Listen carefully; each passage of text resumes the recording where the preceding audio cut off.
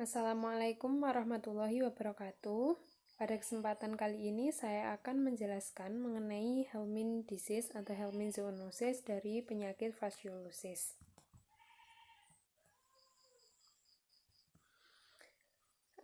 Terlebih dahulu kita harus mengetahui fasciolosis itu apa. Fasciolosis itu merupakan suatu penyakit yang disebabkan oleh cacing hati trematoda dan umumnya itu menyerang ternak ruminansia seperti sapi, kerbau, dan juga domba. Nah, fasciola ini merusak jaringan hati khususnya pada lambung ternak.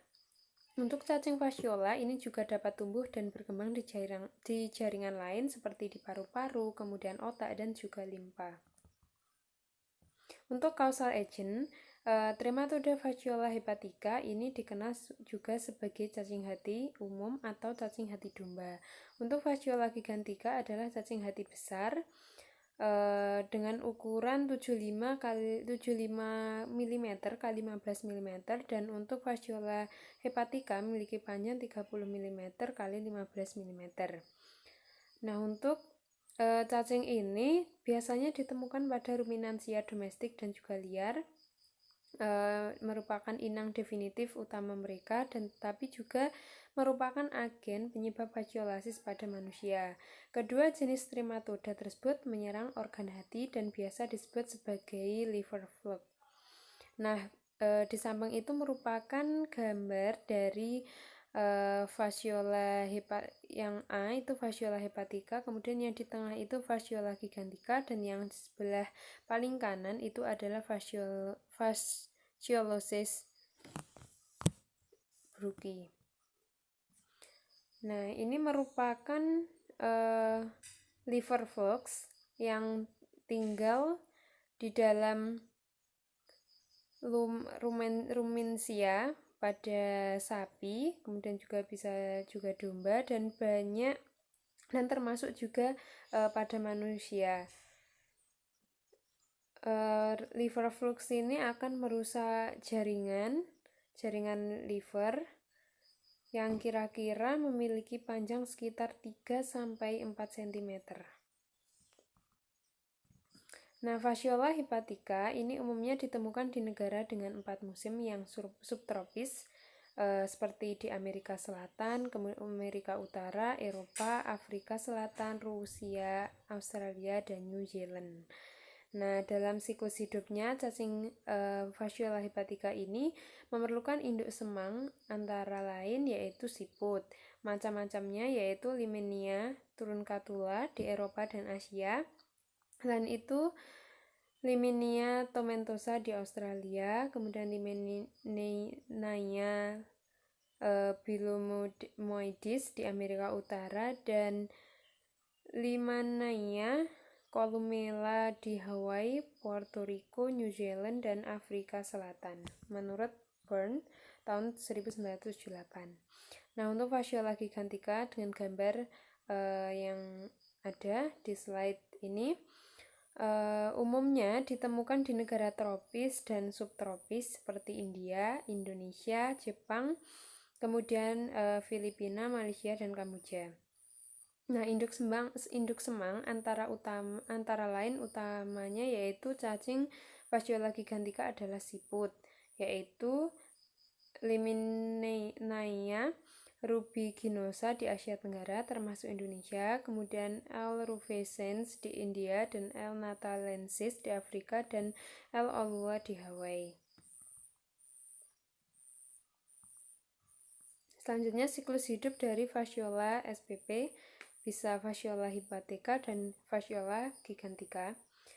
Pada manusia, pematangan dari metasekarsia ke cacing dewasa ini biasanya memakan waktu sekitar 3-4 bulan. Untuk perkembangan fasciola gigantica, ini akan memakan waktu yang agak lebih lama daripada fasciola hepatica. Sedangkan cacing fasciola dewasa ini dapat bertahan di dalam hati ternak ruminansia antara 1-3 tahun. Cukup periode yang cukup lama. Nah, untuk siklus hidupnya ini, untuk yang nomor 1 itu telur yang belum matang telur yang belum matang ini akan dikeluarkan di saluran empedu melalui feses. Kemudian untuk yang nomor 2 itu telur akan menjadi embrio di air tawar selama 2 minggu. Kemudian untuk yang nomor 3 itu telur embrio akan akan berubah menjadi miracidia. Selanjutnya yang menyerang gambar inang perantara siput yang cocok disebut parasit akan mengalami beberapa tahap perkembangan seperti gambar tersebut, yaitu dengan urutan Sporokista, kemudian Rediae dan Cercariae. Untuk yang nomor 5, Cercaria kemudian akan dilepaskan dari keong keong tersebut. Untuk yang nomor 4 ke nomor 5. Untuk yang selanjutnya kemudian Enkista kista akan sebagai metacersasia pada vegetasi air atau substrat lainnya. Kemudian manusia dan mamalia lain akan menjadi terinfeksi dengan menelan vegetasi yang terkontaminasi oleh Metacersariae. Selanjutnya setelah mengkonsumsi yang terkontaminasi tersebut, kemudian Metacersariae ini berada di dalam duodenum dan selanjutnya akan menembus dinding usus ke dalam rongga peritoneum, yang kemudian cacing yang belum matang ini kemudian akan bermigrasi melalui parenkim hati ke saluran empedu.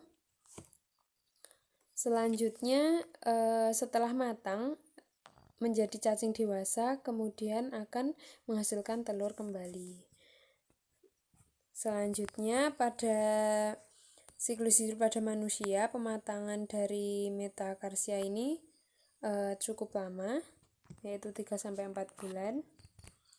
Untuk selanjutnya saya akan menjelaskan mengenai host atau tuan rumah dari fasciola.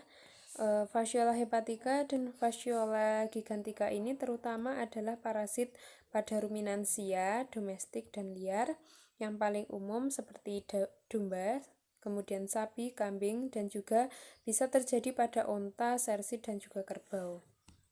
Nah, untuk infeksi ini kadang-kadang terjadi pada inang, kemudian terjadi juga pada misalnya inang herbivora non-ruminansia termasuk equid, logomorphs, macropods, dan juga tikus. Untuk deteksi fasciola telur dalam tinja karnivora ini mungkin merupakan suatu bagian yang palsu setelah konsumsi hati yang terkontaminasi. Selanjutnya, untuk host perantara siput untuk fasciola termasuk dalam famili Limanaidae yang khusus spesiesnya yaitu dalam genera Limanaea, Galba, Fossaria, dan Pseudosucenia. Setidaknya ada 20 spesies siput telah diidentifikasi sebagai inang perantara untuk satu atau lebih fasciola sp ini.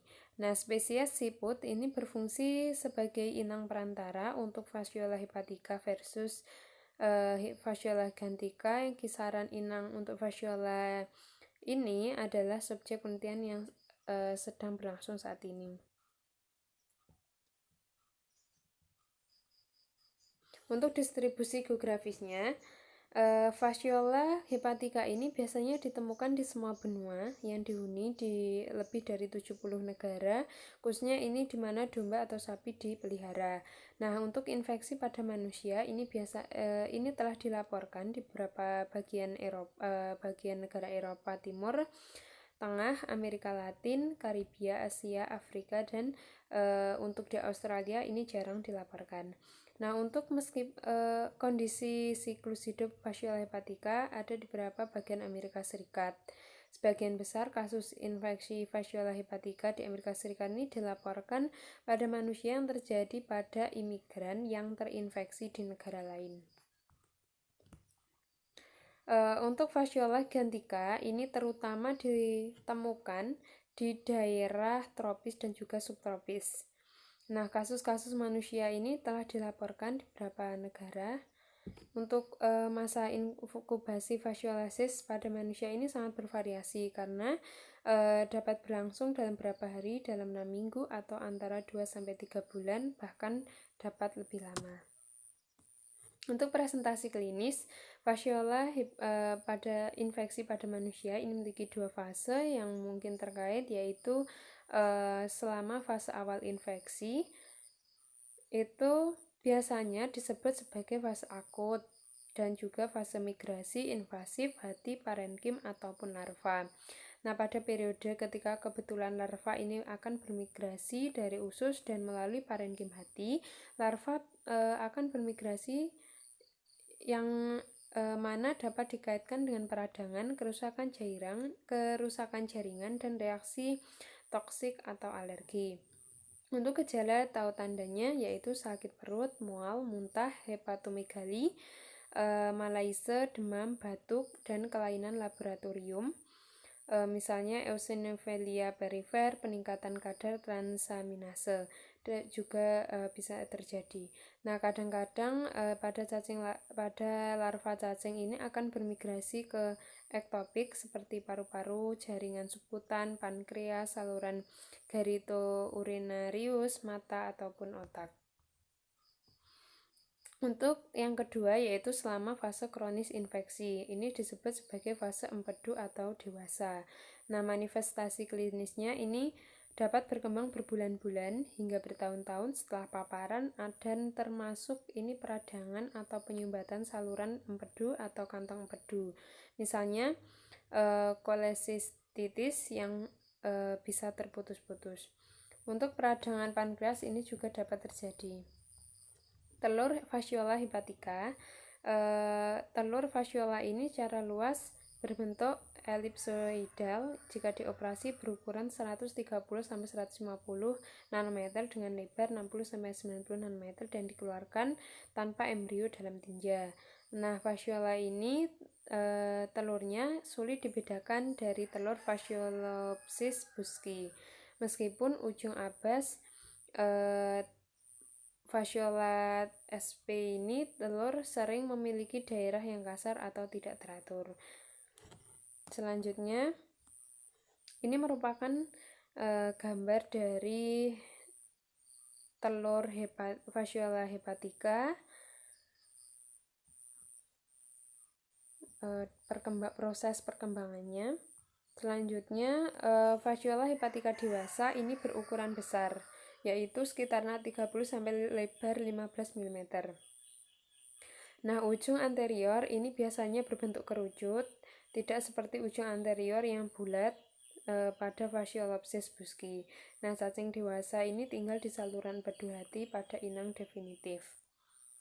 Di samping itu merupakan gambar dari Fasciola hepatica.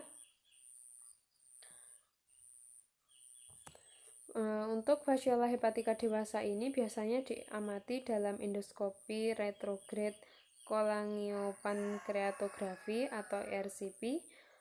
Cacing dewasa Fasciola hepatica bisa diamati dengan pencitraan endoskopi retrograde atau RCP tersebut. Untuk inang Fasciola, anggota genusnya ini membutuhkan siput di keluarga Limaneidae untuk menyelesaikan siklus hidupnya. Di tempat-tempat di mana baik Fasciola hepatica dan gantica terjadi, setiap spesies ini kebetulan memiliki spesies sendiri atau lebih dari inang perantara. Nah, spesies siput ini bervariasi dalam hal lokasi, habitat, dan juga ketinggian. Pada gambar di samping itu merupakan gambar dari macam-macam siput. Selanjutnya untuk diagnosis, telur dapat dideteksi dengan mikroskop cahaya selama fase infeksi kronis atau dewasa. Nah, untuk telur ini dapat diambil dari feses atau bahan yang diperoleh dengan drainase atau aspirasi duodenum atau empedu. Nah, untuk telur Fasciola hepatica dan Fasciola gigantica ini secara efektif tidak dapat dibedakan secara morfologis dan juga sulit untuk dibedakan dengan telur Fasciolaceae busci dan telur dari beberapa Encystosoma. Untuk diagnosis penyakit fasciolosis ini dilakukan dengan dua cara, yaitu melalui pemeriksaan tinja dan juga pemeriksaan darah. Untuk pemeriksaan tinja ini dengan menemukan adanya telur cacing dengan menggunakan uji sedimentasi. Yang kedua yaitu sedangkan dari darah penderita dapat dilakukan pemeriksaan uji serologi ELISA untuk mengetahui adanya peningkatan antibodi maupun antigen di dalam tubuh penderita. Cacing dewasa ini dapat dideteksi dengan endoskopi retrograde, cholangiopankreatografi atau ERCP. Migrasi cacing larva ini dapat dideteksi pada bagian histologis. Sedangkan deteksi fasciolosis yang palsu ini mengacu pada keberadaan telur dalam tinja bukan karena infeksi aktual, akan tetapi karena konsumsi hati yang baru-baru ini terkontaminasi dengan telur yang tidak menginfeksi manusia. Untuk potensi kesalahan diagnosis ini dihindari dengan meminta pasien untuk tidak makan hati selama beberapa hari sebelum pemeriksaan feses berulang. Untuk deteksi antibodi, yang pertama bermanfaat untuk pada fase infeksi akut karena antibodi spesifik terhadap Fasciola dapat terdeteksi 2-4 minggu setelah infeksi didapat. Sedangkan produksi telur ini biasanya tidak dimulai hingga paling tidak 3 hingga 4 bulan setelah paparan. Yang kedua, kasus infeksi Fasciola kronis ini pada orang dengan produksi telur tingkat rendah atau sporadis serta pada orang dengan infeksi ektopik. Ini juga dapat membantu menyingkirkan pseudofasciolasis yang terkait dengan konsumsi telur parasit pada hati domba atau sapi. Nah, itu merupakan gambar dari fasciola. Kemudian pendekatan untuk imunodiagnosis infeksi Fasciola hepatica manusia ini termasuk penggunaan enzim immunoassay EIA dengan ekskretoris sekresi ES dan antigen rekombinan, kemudian pengujian konfirmasi spesimen positif EIA dengan uji immunoblot. Untuk pencegahan dari fasciolosis ini pada manusia dilakukan dengan berbagai cara, antara lain dengan mengubah kebiasaan pola makan pada masyarakat. Tentunya tidak mengonsumsi hati, mentah maupun sayuran mentah, serta selalu minum air yang telah direbus terlebih dahulu untuk menghindari kontaminasi dari Fasciola ini. Kemudian sebaiknya apabila terpaksa mengonsumsi sayuran yang mentah, maka harus dicuci terlebih dahulu dengan larutan cuka atau larutan potasium permagnat sebelum dikonsumsi. Untuk pengobatan, obat cacing yang digunakan ini harus bersifat toksik atau racun minimal agar jaringan hati tidak mengalami kerusakan. Nah, obat yang baik adalah obat yang mampu membunuh Fasciola yang sedang migrasi dan cacing dewasa serta tidak toksik pada jaringan. Artinya toksik tersebut yaitu pada cacing. Nah, pengobatan fasciolosis pada sapi, kerbau, dan juga domba ini biasanya menggunakan nitrosinil dengan dosis 10 mg. Bisa dibilang ini sangat efektif dengan daya bunuh 10% pada infeksi setelah 6 minggu. Untuk pengobatan ini perlu diulang selama 8-12 minggu setelah pengobatan pertama. Macam obatnya yaitu antelmintik seperti bitionol, hexakloroparafenol, niklofolain, metronidazole, dan triclabendazole. Untuk triclabendazole ini paling efektif yang bisa menyembuhkan fasciolosis pada manusia dengan dosis 10 mg per kilogram berat badan yang diberikan 2 kali per oral dengan interval pemberian selama 12 hari. Ini perlu diperhatikan. Untuk pemberian obat cacing secara berkala ini minimal 2 kali dalam 1 tahun bertujuan untuk mengeliminasi migrasi cacing dewasa. Nah, untuk pengobatan pertama ini dilakukan pada akhir musim hujan sehingga selama musim kemarau ternak dalam kondisi yang baik dan juga menjaga lingkungan terutama kolam air. Nah, untuk pengobatan yang kedua biasanya dilakukan pada akhir musim kemarau dengan tujuan untuk mengeliminasi cacing muda yang bermigrasi ke dalam parenkim. Nah, pada pengobatan kedua ini perlu dipilih obat cacing yang dapat membunuh cacing muda. Untuk pengendaliannya, menurut penelitian Martinda dan kawan-kawan tahun 2005, prinsip pengendalian fasciolosis pada ternak ruminansia adalah memutus daur hidup cacing. Strategi pengendalian fasciolosis ini didasarkan pada musim, penghujan atau basah dan juga kemarau atau kering.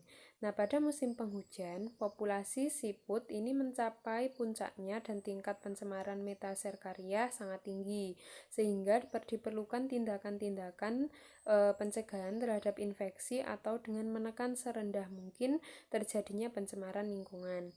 Contohnya yaitu pada limbah kandang, ini hanya digunakan sebagai pupuk pada tanaman padi apabila sudah dikomposkan terlebih dahulu sehingga telur fasciola sudah mati. Jadi limbah kandang sapi atau kerbau sebisa mungkin harus dikomposkan terlebih dahulu untuk memastikan cacing fasciola ini sudah mati.